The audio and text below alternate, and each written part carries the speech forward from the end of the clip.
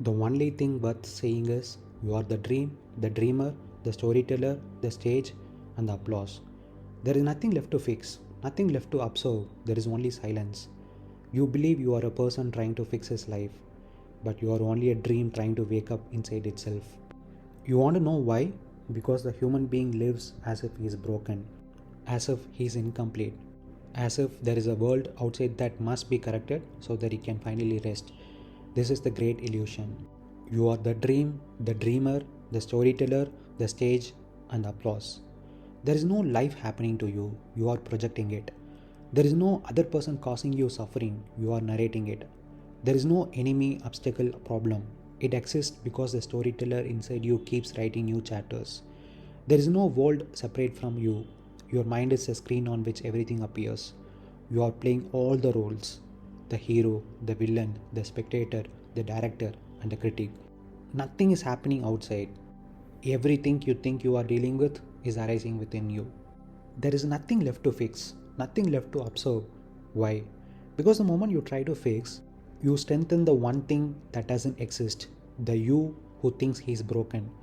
The moment you try to observe yourself, you create a fake division: observer and observed, both of which are nothing more than thoughts. Silence is not something you create, silence is what remains when the storyteller gets tired. When the struggle stops, not because he succeeded, but because he finally realized there was never a struggler. So, what is left?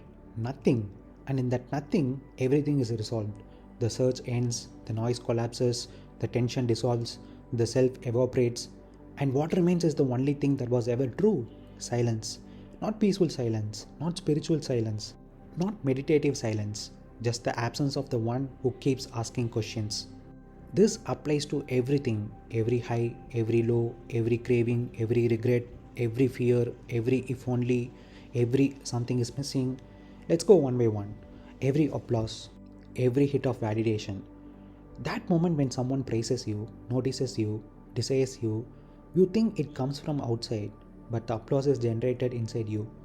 You are clapping for yourself internally and using the world as a prop. The storyteller inside you writes a line: I am good because they approved, and you feel the ecstasy. It is your dream producing its own applause. Every sorrow, every heartbreak, disappointment, guilt. You think the world wounds you, you think someone hurt you, but sorrow is just the mind telling a story. This shouldn't have happened. Who decided that? Who wrote that rule? You did. The storyteller created the scene, created the pain, and then sat down to cry over the scene he himself designed. You are both the playwright and the grieving actor. Every fantasy, every this could have happened. Regret is imagination. Future fantasy is imagination. Missed opportunities are imagination. You are dreaming alternative timelines. No one is showing them to you. The dreamer invents the dream, reacts to it emotionally, and then suffers because of the invention. Every feeling of something is missing. This is the biggest one, the core human illusion, the greatest storyline of them all. I'm incomplete. This sense of incompleteness is not coming from your life. It is not coming from your circumstances. It is not coming from the world. It is a dream inside the dreamer. The storyteller keeps whispering, more, more, more. And you chase, but it's only a script, nothing more. So, yes, the entire movement of the mind in every form is the same thing: the dreamer dreaming, the storyteller narrating, the stage lighting up, the applause echoing, the sorrow flowing, the desire burning. It is all one machinery, the machinery of the imagined self. Then why nothing left to fix? Because the one who's trying to fix is a part of the dream. He doesn't exist. Trying to fix the dream is the dream continuing. Why nothing left to observe? Because the observer is also a character in the dream, another invention. Observer and observed, both are thoughts. What remains when the dream quiets? Not enlightenment, not bliss, not knowledge, not peace, just silence. The silence of the absence of the dreamer. This is not a state, it is what is always there when the storyteller falls asleep. Why is there nothing left to fix? Because the one who wants to fix is the problem itself. The fixer is an invention of the mind. He is the central character in the dream. I must become better. I must repair myself. I must change my life. I must correct my flaws. I must evolve. This I is the greatest fiction ever written. It doesn't exist. It is a story wearing your face. The mind invents a broken character and then tries to fix the character it invented. This creates the illusion of a lifelong journey. As long as you believe in the fixer, the fixing will never end. The fixing cannot end because the fixer must stay alive. Trying to fix the dream is nothing but the dream continuing. It's like a character in a movie trying to rewrite the script while the movie is playing. Impossible, absurd, laughable. When you see this clearly, you stop trying to fix. You stop trying to improve. You stop trying to evolve. Not because you become lazy, but because you realize there is no one to fix. There never was. Why is there nothing left to observe? Because the observer is just another fictional character. The mind creates a fake separation between observer, the one watching thoughts, observed, the thoughts, emotions, sensations. This is the spiritual trap. It sounds profound. Be the observer, watch your thoughts, be the witness. But it is still part of the same dream. The observer and the observed are both made of thought. Both live in the same dream world. Both are characters in the same book. The observer is just a more sophisticated ego. The mind says, don't identify with the thoughts, identify with the one who watches them. This is still identification, still illusion, still narrative. The observer is nothing more than a thought saying, I'm the one who's watching. A thought watching thoughts, which is madness. There is no fixer, there is no broken person, there is no observer, there is no observed, there is only the dream happening by itself. And the moment you stop believing in any character, fixer, observer, seeker, sufferer, the whole structure collapses. What remains? Silence. Not someone silent, not the ego being silent, not the mind achieving silence, just silence itself. Silence without an owner, silence without a center, silence without a witness.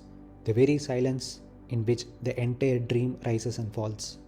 You believe you are a person trying to fix his life, but you are only a dream trying to wake up inside itself. You believe you are a person trying to fix his life? This is the central assumption of the human condition. I have problems. I must improve. I must fix myself. I must become better. My life is not enough as it is. This assumption creates a character, the fixer, the struggler, the improver, the seeker. This person you think you are is made entirely of stories. My past, my trauma, my dreams, my failures, my goals, my potential, my flaws. All of this is a narration. None of it is actual. You believe you are this person because the mind requires a character to continue the drama. If there is no character, there is no improvement, no struggle, no future, no journey, no identity. The mind cannot tolerate that, so it invents you. But you are only a dream trying to wake up inside itself. This is the disintegration of the illusion. What you think of as your life is happening entirely inside consciousness, like a dream at night. Imagine this. In a dream, you run, you cry, you love, you fear, you chase goals, you overcome failures, all inside your own mind. The dream character believes he is real. He believes he has a past, a purpose, a future. But the dreamer, the one lying in bed, knows none of it is real. Your daily life is no different. You, as a separate person, are the dream character. Your thoughts, emotions, desires, regrets, all part of the dream. And somewhere deeper, the dreamer, the true you, is trying to wake up from this imaginary self. When glimpses of silence come, when your ego collapses, when the mind drops for a moment, when you stop narrating yourself, that is the dream cracking. The dream is trying to awaken from within itself.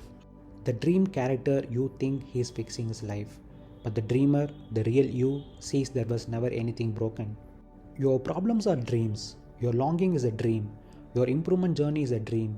Your identity is a dream. You suffer because the dream character thinks everything is happening to him, but the dreamer knows everything arises within him. This is why the wise say, you don't wake up from the dream itself dissolves. There is no you who wakes up.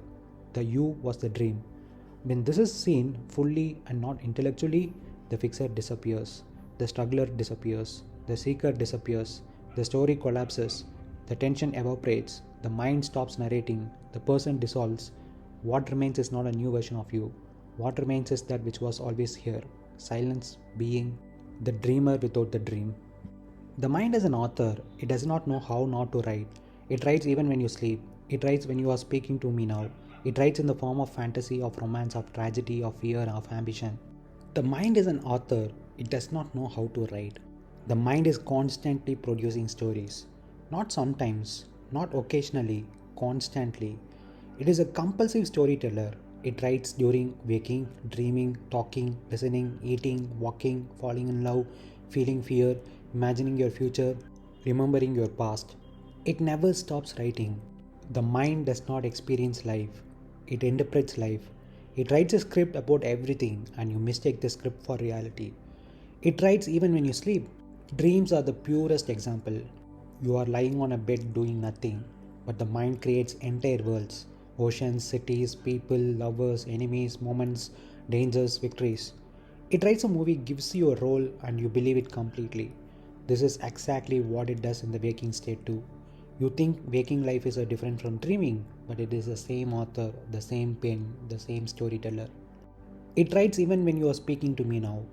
Even right now, while listening this, your mind is writing, I understand this, this is deep, this makes sense, this is confusing, this is like Osho, Krishnamurti, this applies to me, this is true, this is not true. It's narrating, it's commenting, it's judging, it's reacting, it's interpreting, it's writing every second. It writes in the form of fantasy, of romance, of tragedy, of fear, of ambition. The mind uses genres like a novelist, fantasy, everything you imagine about your future. I will become this, she will love me, I will succeed. All fantasy, romance, all the love stories you tell yourself. Maybe she likes me, we have a future, I miss her, all written. Tragedy, every moment of heartbreak. Why did this happen to me? This is the worst moment. This is script writing. Fear, every anxiety. What if I fail? What if something goes wrong? Just another chapter. Ambition, every dream of success. One day I will make it. I must prove myself. Another genre. So, what is the point? The point is this: the mind cannot stop storytelling. It is a machine built for narrative creation. You, the real you, are not the author. You are the blank page on which the stories appear.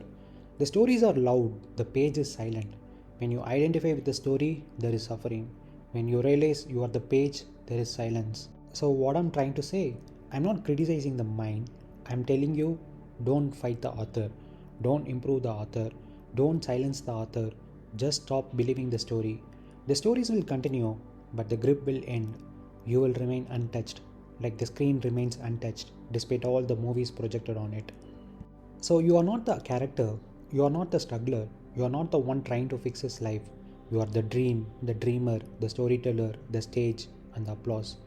Every joy, every heartbreak, every desire, every regret, all of it is authored inside you and played out on the stage of your own consciousness. There is no outside, there is no other, there is no problem, there is only the mind writing its endless stories and you believing them. When the belief falls, the story continues, but you are no longer inside it. You remain as the silence on which the dream appears and disappears. Nothing to fix, nothing to seek, nothing to observe, only to realize you were never the character. You were always the space in which everything happens. Stop trying to correct the story, stop trying to escape the story, stop trying to improve the story. Just see that it is a story. The moment this is seen, the dream does not control you, the applause does not seduce you, the sorrow does not drown you, the desire does not enslave you. You realize, I am not the one living the story, I am the one in whom the story lives. And in the recognition, everything that was heavy becomes light, everything that was noisy becomes quiet, everything that felt like me dissolves. What remains is the only thing that was ever true: silence.